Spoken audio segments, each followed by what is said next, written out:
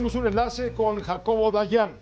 Jacobo es profesor de la Universidad Iberoamericana, especialista en temas de derechos humanos y director del Centro Cultural Universitario Tlatelolco de la propia UNAM. Jacobo, un saludo muy cordial, muy buenas tardes, gracias por aceptar la invitación. ¿Qué tal, Pepe? Buenas tardes. Gracias, muy buenas tardes. Te hemos convocado por la inquietud que ha despertado esta resolución, la número, aquí la tengo apuntada, la número 208 VG 2026 de la Comisión Nacional de los Derechos Humanos, donde está exonerando al ejército de haber participado de alguna manera en la desaparición de los 43. Y nosotros queremos poner énfasis no tanto en lo que dice la resolución, sino en el modo como ella obtuvo esa resolución, violando o pisoteando la ley. No sé, me gustaría, por supuesto, entrarle a este tema, Jacobo.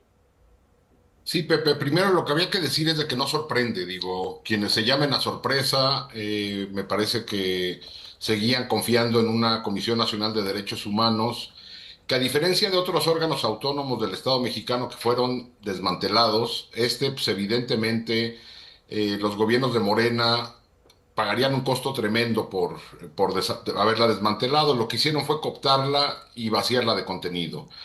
Y tienen al frente a una titular que primero, en su primer nombramiento, no tenía ni siquiera, no cumplía ni siquiera con los requisitos para ocuparlo, y fue impuesta por Andrés Manuel López Obrador, y en la segunda, en su ratificación, a pesar de que fue la peor evaluada, hubo una insistencia por parte del gobierno de Claudia Sheinbaum para que quedara ella. Lo que necesitan es alguien a modo que saque pues, una recomendación como esta que está plagada de mentiras, plagada de información falsa, en lugar de defender a las víctimas, defiende al Estado, particularmente al ejército, y ataca a las organizaciones de sociedad civil, a los expertos, a organismos internacionales.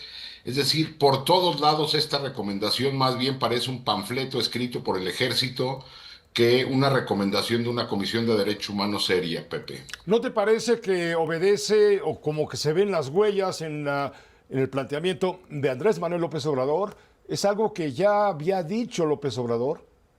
Sí, de hecho, Pepe, hay una carta que se ha estado recuperando en estos días, que Andrés Manuel López Obrador al final de su mandato, septiembre del 24, a días de dejar la presidencia, redacta una larga carta dirigida a los padres y madres de los normalistas de Ayotzinapa, y esta recomendación parece una calca de ese documento lleno de retórica al estilo López Obrador, ahora con el membrete de la CNDH. Me parece muy grave, e incluso han salido voces cercanas a Morena, preocupadas por esto, particularmente incluso funcionarios de Morena, Alejandro Encinas, que ahora trata de lavarse la cara, cuando el propio Alejandro Encinas, según reportes periodísticos, participó en un desayuno donde se acordó la nueva verdad histórica que refrendaría el gobierno de López Obrador, a diferencia de la verdad histórica de Peña Nieto, en un desayuno en el que participaron el propio López Obrador, el fiscal Gertz Manero, el presidente de la Corte Arturo Saldívar, el secretario de Gobernación de entonces, Adán Augusto, y el propio Alejandro Encinas, que en teoría coordinaba las investigaciones. Es decir, salen a criticar a la CNDH, pero lo que tenemos frente a nosotros es una orquestación absoluta del Estado para enturbiar el caso Ayotzinapa, no llegar a la verdad ni a la justicia, y enredarlo de tal manera que no haya forma de conocer la verdad. Ahora, esa carta a la que hace referencia, redactada por López Obrador, obviamente siguiendo toda su línea doctrinaria, etcétera, esa carta de alguna manera provocó, o de una manera directa, provocó la ruptura del gobierno de la Cuarta Transformación, encabezado por López Obrador, con los padres y familiares de los desaparecidos. Así es, aunque ya en los últimos días y a la llegada de Claudia Sheinbaum, pues de nuevo los padres, las madres, pues tratando de encontrar a sus hijos, que me parece que pues no puede haber nada más urgente para ellos, volvieron a confiar en la presidenta Claudia Sheinbaum, y a 2 años de gobierno, pues lo que tienen es esto, ¿no?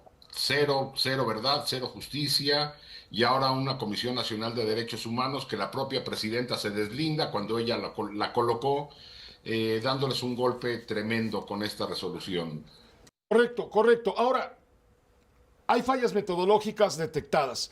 ¿Hay una justificación suficiente por qué rechazó los hallazgos que hizo la investigación, te acuerdas, del grupo GIEI en las sociedades de la CNDH? ¿Por qué? No entiendo.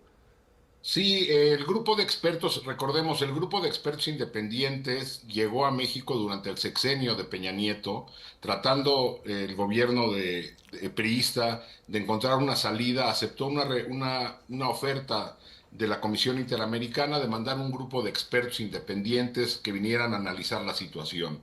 Estuvieron trabajando los primeros años en esto y cuando toparon con altos mandos del gobierno y del ejército en el encubrimiento y en la operación de la desaparición, el gobierno de Peña Nieto decidió expulsarlos del país.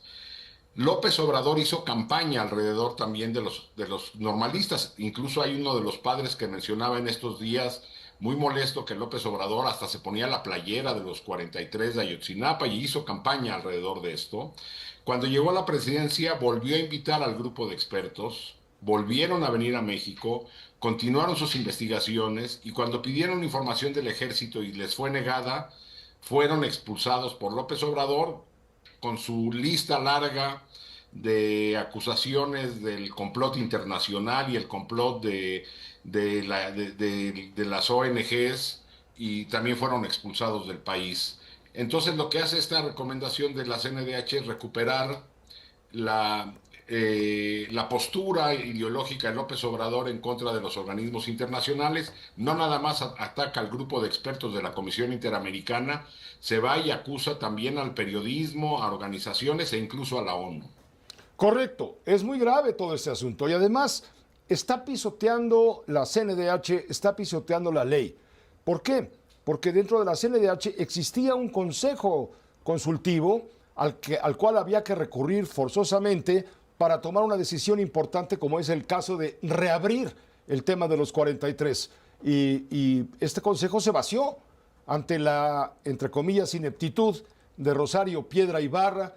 Los consejeros decidieron mejor, gente seria, pues, decidió retirarse y dejar coja a la Comisión Nacional de los Derechos Humanos. Y entonces, al no tener un contrapeso, la presidenta de la Comisión de Derechos Humanos hizo lo que quiso con la ley y volvió a revivir algo a lo que estaba obligada a respetar. Es decir, la ley es para cumplirla y para vigilar su cumplimiento.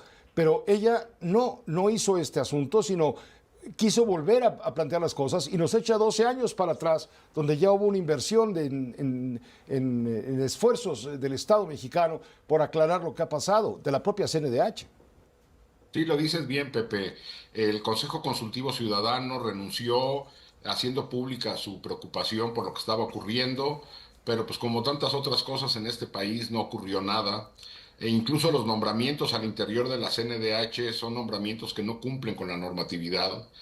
Durante mucho tiempo ha estado trabajando con visitadores nombrados temporalmente. Y bueno, la CNDH no ha estado cerca de las víctimas, a pesar de que Rosario Piedra es, bueno, hija de Rosario Ibarra, y su hermano fue desaparecido por militares durante la Guerra Sucia. Y hoy se presta ella, con tal de mantener su postura ideológica cercana a Morena, se pone del lado incluso de los perpetradores de la desaparición de su propio hermano, vamos. Es muy grave por donde se le vea. Los colectivos de buscadoras de madres de desaparecidos no tienen confianza en la CNDH, dicen que están para defender al pueblo, pues más bien me parece que están ahí para defender al pueblo uniformado, como dice la propia Cuarta Transformación. Los 43, en conclusión, siguen desaparecidos y tal parece que la CNDH también está extraviada. Pues me está perdida, Pepe. Ya no ni siquiera extraviada, está perdida definitivamente. Es una organización, una institución más de las del Estado mexicano que han sido vaciadas de contenido y pervertidas de manera pues, casi irremediable. Jacobo Dayan, muchas gracias por haber aceptado la invitación. Gracias a ti, Pepe, un abrazo. Un abrazo muy fuerte.